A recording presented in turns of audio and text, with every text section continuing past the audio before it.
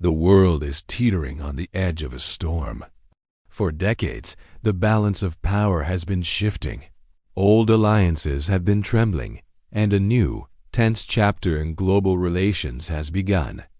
The East China Sea, for so long quiet battlefield of invisible lines drawn over restless waters, is about to become the epicenter of this new conflict.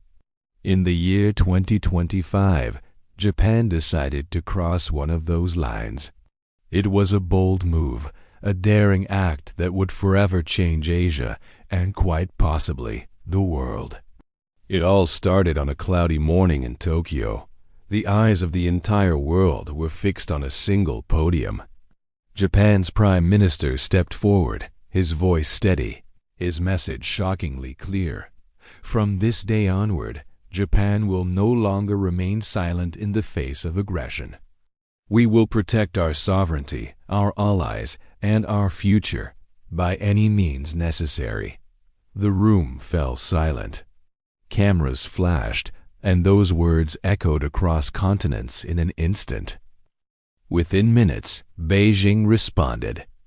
The Chinese Foreign Ministry didn't mince words, calling Japan's statement an act of outright provocation. The world watched, breathless, as two of Asia's giants, economic powerhouses and historic rivals, suddenly stood eye to eye once again. For months, the tension had been building. Chinese naval ships were frequently spotted near the disputed Senkaku Islands, a cluster of rocky outcrops claimed by both Tokyo and Beijing. Japanese fishermen reported drones flying overhead, their boats shadowed by strange, unmarked vessels on the horizon. But Japan's patience was wearing thin. Behind closed doors, Japanese intelligence had uncovered something truly alarming. China was constructing new military installations on an artificial island barely 200 kilometers from Okinawa. For Japan, this was no longer about politics. It was about survival. In Washington, alarm bells screamed. The United States, Japan's longtime ally, immediately called for a strategic dialogue. But behind the public calls for calm, American defense officials quietly began moving critical assets into the Pacific. Australia and South Korea voiced their support for Japan's right to defend itself. Meanwhile, Russia released a statement backing China's territorial integrity. The stage was set.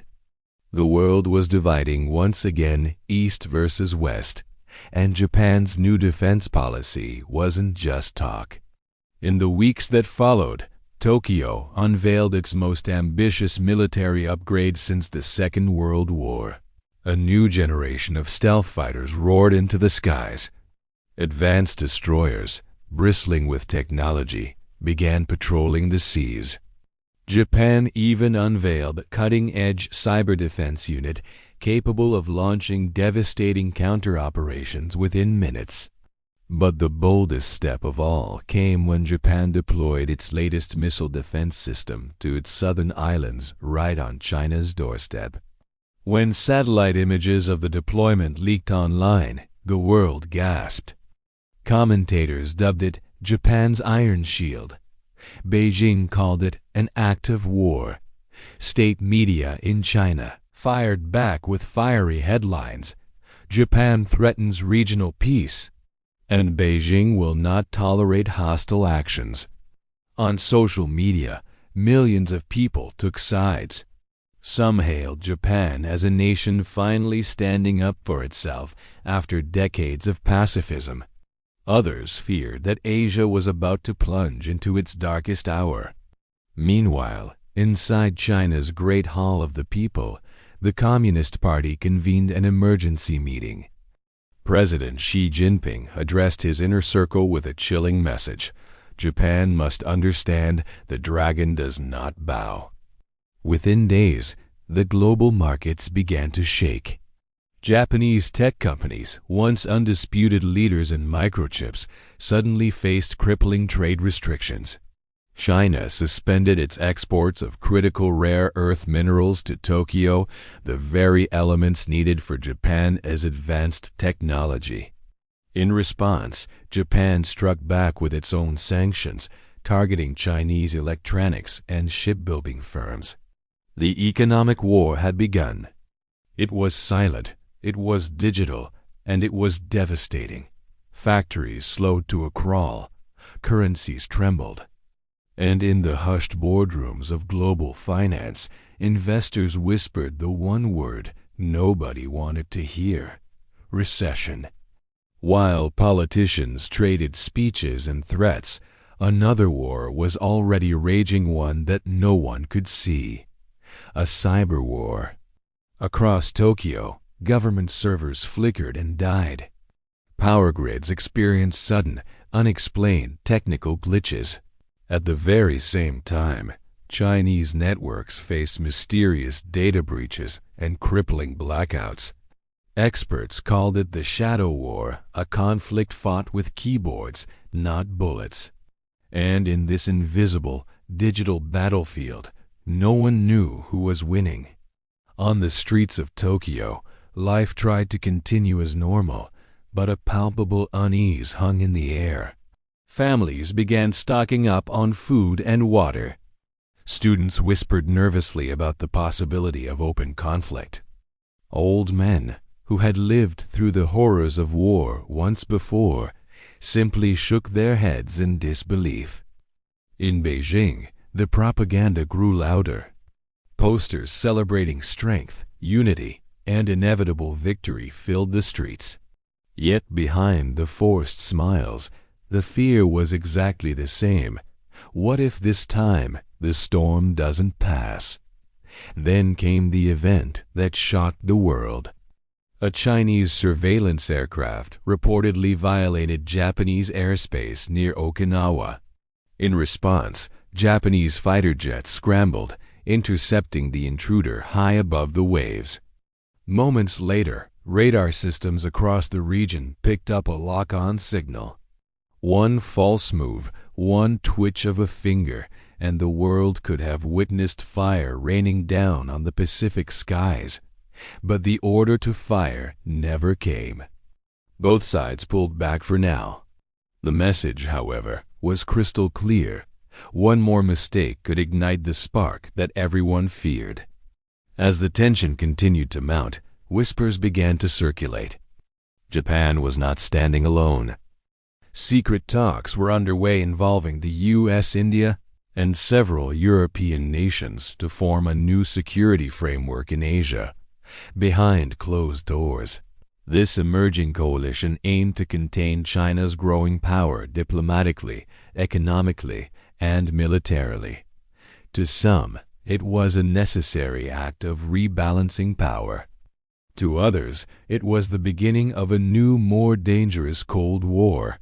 But Beijing was not idle. It began deepening its ties with Russia and Iran, forming what many analysts quickly dubbed the Eastern Axis. Massive joint military exercises took place in the South China Sea.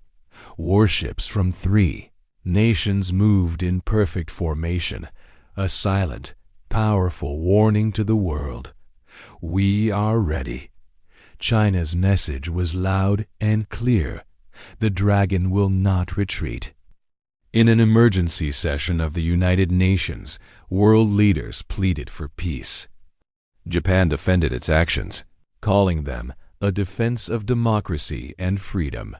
China countered, accusing Japan of reviving militarism and threatening the stability of the entire region. The room filled with a tension so thick you could feel it. The world was watching, holding its breath. One delegate whispered, "This isn't just Japan versus China anymore. This is the beginning of a new world order." Weeks passed. No shots were fired. Yet the silence felt heavier, more suffocating than war itself. Naval fleets circled each other like predators in the deep. Satellites in the cold darkness of space watched every move. And the people of the world waited, hoping diplomacy could win, but fearing it might not. Somewhere in the East China Sea, under a crimson sunset, a Japanese submarine glides silently through the dark waves. Far above, a Chinese drone watches, its cameras unblinking. Both are waiting for orders. In 2025, Japan made its bold move, not just against China, but against the fear of submission, the weight of its own history, and the uncertainty of tomorrow. But with boldness comes consequence. As the nations of the world choose their sides, one truth has become undeniable: the age of quiet diplomacy is over. A new era of global tension has begun. Thank you for watching. If you found this story compelling, please consider liking this video and subscribing to our channel for more deep dives into the events that shape our world. We'll see you next time.